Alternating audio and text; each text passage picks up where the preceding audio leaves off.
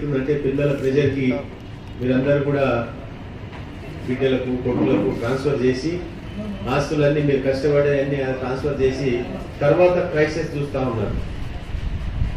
మామూలుగా కూడా సొసైటీలో కూడా ఇవే జరుగుతూ ఉండేది, నేను కూడా చూస్తూ ఉన్నాను నేను. కానీ దాని తర్వాత చూసే వాళ్ళు లేరు. కొద్దిమందికి అయితే చాలా మంది మా చుట్టుపక్కల ఉన్న ఏశ్వరావు నగర్ కానీ కమలానగర్ కానీ లేకపోతే కాపురా సర్కిల్ అంతటా కూడా ఎక్కువ మంది యుఎస్ పోయి ఉన్నారు. US, UK, Europe and Australia ప్రతి చోట కూడా పోయి ఉన్నారు. కనీసం వాళ్ళన్నా కనీసం అక్కడి నుంచి డబ్బులు మా మదర్ ఫాదర్ అనే ఒక వాళ్ళకన్నా ఉన్నది. కానీ లోకల్ ఉన్న వాళ్ళు అంతా కూడా చేస్తున్నట్టు అనిపిస్తలేదు. బయట వాళ్ళు బయట ఉన్నట్టు అనిపిస్తుంది.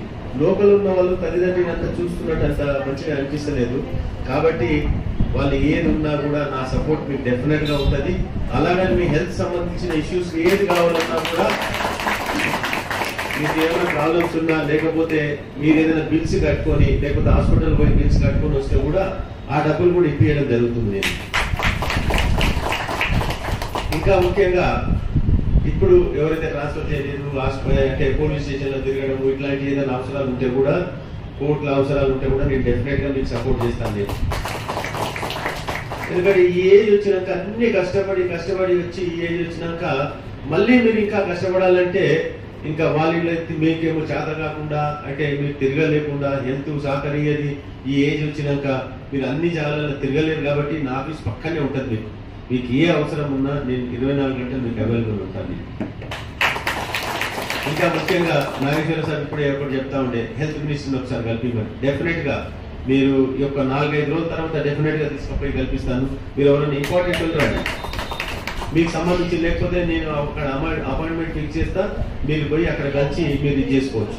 ఎందుకంటే వాళ్ళందరూ కూడా నాకు చాలా క్లోజ్. నాకు మా అన్నగారు ఇక్కడ మున్సిపల్ చైర్మన్ ఉండే, అలాగనే ఎమ్మెల్యే కూడా ఉండే. అప్పుడే ఇవన్నీ బిల్డింగ్స్ ఇవన్నీ కూడా మా అన్నగారు బాగా సపోర్ట్ చేసి ఇవన్నీ కట్టించున్నారు. దాని తర్వాత నేను కూడా గెలిచినాక కూడా హానెస్ట్ గా నేను ఎక్కడ ఒక రూపాయి కూడా తీసుకోకుండా ఎవరైనా ఇల్లు కట్టుకున్నా వాళ్ళకి సపోర్ట్ చేసుకుంటా, వాళ్ళకి స్లాబ్ వేసుకున్నా లేకపోతే ఏది వేసుకున్నా కూడా ఎవరు డబ్బులు ఇవ్వద్దని చెప్తాను నేను. మా అన్నగారు ఏదైతే చేసిందో లాస్ట్ 15 years బ్యాక్ అన్ని కూడా సేమ్ అదే రకంగా నేను ఇప్పుడు కూడా చేస్తా ఉన్నా. నేను ఎక్కడ ఎక్స్పెక్ట్ చేయకుండా డబ్బులు ఇంకా అవసరం ఉందంటే నేనే పే చేస్తాను నేను.